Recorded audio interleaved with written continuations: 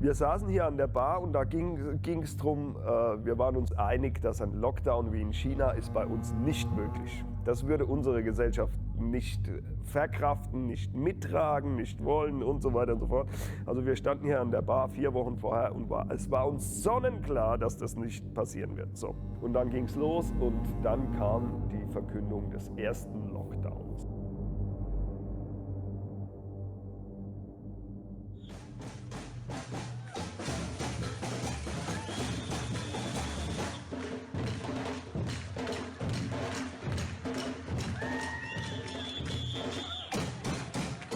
Musik, wie wir sie kennen, hier mit unserem klassischen Umfeld jetzt erstmal aus der Tradition betrachtet, ist ja ein Konzerterlebnis. Ich setze mich hin, da ist der Künstler oder viele Künstler auf der Bühne, ich setze mich hin und genieße die. Die Trommeltradition, mit der wir uns beschäftigen, ist ja aus Afrika abgeleitet und dort ist diese Musik, die ist kein künstlerisches Event in dem Sinne, sondern sie ist ein soziales Event. Dort geht es darum, alle wirklich zu involvieren. Ich könnte es jetzt gar nicht genau erklären, aber es ist irgendwie erfüllt es einen und ich kann gar nichts anderes als grinsen und denke einfach nur, könnte schlimmer sein gerade. Irgendwie, da geht es einem dann wieder gut, wenn man das macht. Dann ist die Welt wieder in Ordnung in dem Moment. Total. Ich glaube, das ist... Die Gruppe motiviert total, ja. Und wenn es läuft, ist es echt, ich will jetzt nicht sagen wie eine Droge, aber es ist schon, geht schon in die Richtung so. Ist schon ein Aufputschmittel.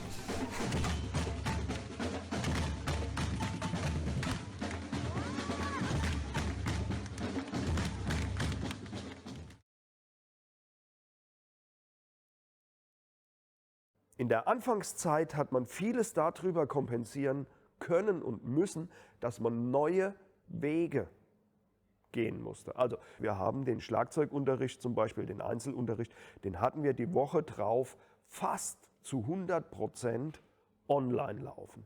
Jetzt gibt es was den Trommelpalast betrifft, natürlich, wie soll ich sagen, da gibt es ein ganz großes Problem. Jetzt rede ich hier von dem, was wir auffangen konnten, von Einzelunterricht. Aber jetzt haben wir ja schon gehört, das Trommeln ist ein gruppendynamisches Event. Das wurde ausgesetzt. Ja? Wir hatten ja Kontaktbeschränkungen, Ausgangssperren, alles Mögliche. Das gab's nicht. Das ist natürlich für den Selbstständigen war das eine finanzielle Überlebensfrage erstmal. Es hieß, ihr könnt euren Beruf nicht mehr ausüben. Versucht wirklich dann auch oben den Peak, dass diese 2 Sechzehntel, die müssen dann auch da sein, okay? Bei mir war es halt so ein bisschen, ich bin neu ins Studium reingestartet, plus minus alles online. Und da ist halt auch super viel, was man eigentlich so, also ich sag mal, normales Studentenleben war nicht wirklich möglich. Es war auch ganz krass, zum Beispiel nach dem 2. Semester, wir sind irgendwie im Semester, glaube ich, 14, 15 Leute. Und nach dem 2. Semester war es halt immer noch so, dass ich noch nicht mit allen mal persönlich gesprochen hatte. Bei mir war es eher umgekehrt. Also Einsamkeit war nicht das Problem.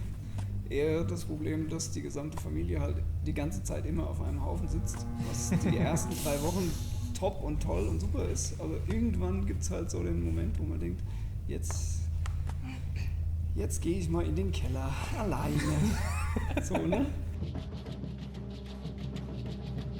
Die meisten Schüler haben aus kompletter Solidarität gesagt, wir wollen, dass es den Trommelpalast nach der Pandemie noch gibt. Wir sind ein Gruppenunterricht, wir können nicht stattfinden, aber wir bezahlen einfach weiter. Und diese Solidarität dieser Schüler, die hat uns gerettet. Ohne die wären wir, ich habe es ganz oft gesagt, wären wir am Piep gewesen. Ne? Ihr wisst, was ich meine.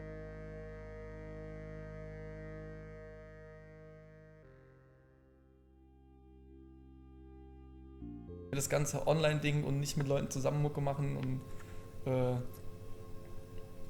wollte ich nicht, das hat mir keinen Spaß gemacht und dann habe ich mir halt irgendwie gedacht, okay, ich muss irgendwas anderes machen und dann habe ich mir halt eine andere Beschäftigung gesucht und einen Halbsack Schreinert mit Kumpels, die haben halt irgendwie gerade eine Firma gegründet und das durfte man dann schon, Trommeln ging noch nicht so richtig, aber man durfte schon zu 5 in der Werkstatt stehen.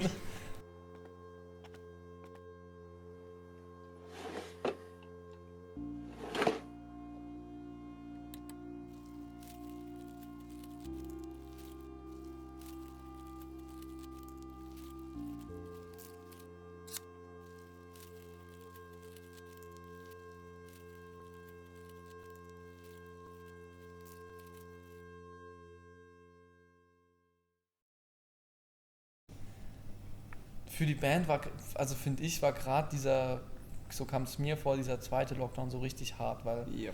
der erste war so, da waren wir uns irgendwie alle einig, das ist jetzt halt so und jetzt bleiben wir alle ordentlich 2 Monate zu Hause und im Sommer sehen wir uns wieder und alles ist gut so. Das war ja noch so ein bisschen der Spirit irgendwie da in dem ersten Lockdown. Und der zweite, wo sich das so richtig lang gezogen hat und Ja. der war hart. Solidarität war für mich auch, obwohl ich geboostert war, solidarisch zu sein mit denen, die nicht geimpft waren und das gut begründen konnten. Eben Leuten gegenüber, die eine ganz andere Vorgehensweise haben, trotzdem zu sagen, ich finde das gut und ich unterstütze dich weiterhin. Das ist zu einem Diskussionsthema geworden über das Menschen, die 10 Jahre gemeinsam sich hier einmal die Woche getroffen haben, um was gemeinsam zu machen, so verworfen haben, dass sie das nicht mehr gemeinsam machen können. Also da haben Leute gesagt, ich kann deine Haltung, Gero, die kann ich nicht tragen, dass du nicht findest, dass man jetzt die Corona-Maßnahmen ganz genau toll finden muss und das für richtig halten muss. Das kann ich nicht mehr tragen, ich gehe. Andere haben gesagt, naja, die andere, die war ja ungeimpft, die ist ja schuld an den ganzen Toten der Pandemie. Wo ich gesagt habe, ja, halte mal, das Virus ist schuld. Also das hieß, es gab Geimpfte, die haben den Ungeimpften quasi den ganzen Schlamassel in die Schuhe geschoben. Aber erstmal ist es ja das Virus. Ne? Da sind einige Gruppen, die sind implodiert. Ja? Das war dann schade. Vor allem, also für mich, natürlich ist es für mich finanziell ein Problem, ist ja klar, ne, weil ich mein Geld damit verdiene. Aber es war für mich, wie gesagt, es war für mich total schade zu sehen, dass die Leute nicht mehr miteinander können. Und es war 2 Tage hintereinander so heftig, dass am 3. Tag, das war der tiefste Tiefpunkt, der war wirklich sehr tief, am 3. Tag ich hier im Unterricht saß und solche Schwindelattacken gekriegt habe, dass ich nicht mehr auf dem Tramhocker sitzen konnte. Ich lag auf dem Boden, weil sich in meinem Kopf alles nur noch um dieses Thema richtig, falsch, wie mache ich das, gedreht hat, dass ich nicht mehr sitzen konnte. Meine Frau musste mich abholen, ans Auto führen und ja, lag ich zu Hause im Bett und dann am nächsten Tag war es zum Glück rum. Aber das war die direkte Auswirkung davon. Es war zu heavy.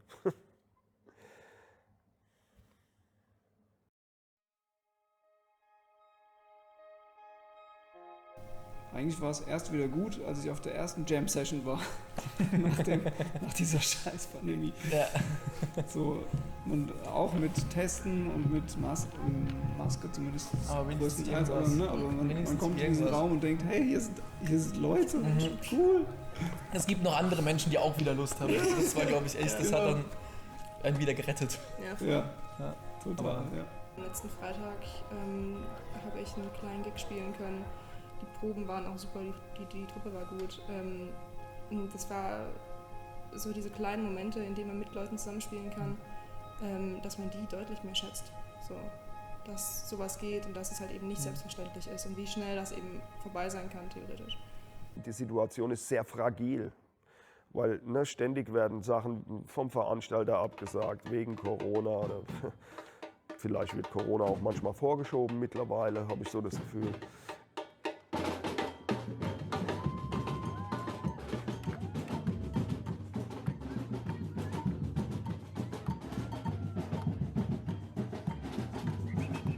Man kann den Sommer jetzt genießen, aber eben mit dem Ausblick, dass man nicht weiß, was im Herbst passiert. Und so die richtige, 100%ige Entspannung diesbezüglich, die macht sich noch nicht breit.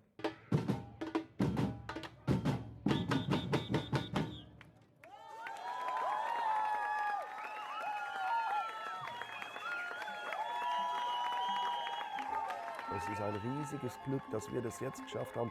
Deswegen kann ich das kaum glauben, dass das nochmal passiert. Das war unser Sechser im Lotto, ne? Dass die Leute gesagt haben, ey, egal was passiert, wir tragen euch da durch. Ich hoffe es, aber wirklich So fest daran glauben kann ich nicht, weil ich hätte ja nicht gedacht, dass es beim ersten Mal funktioniert.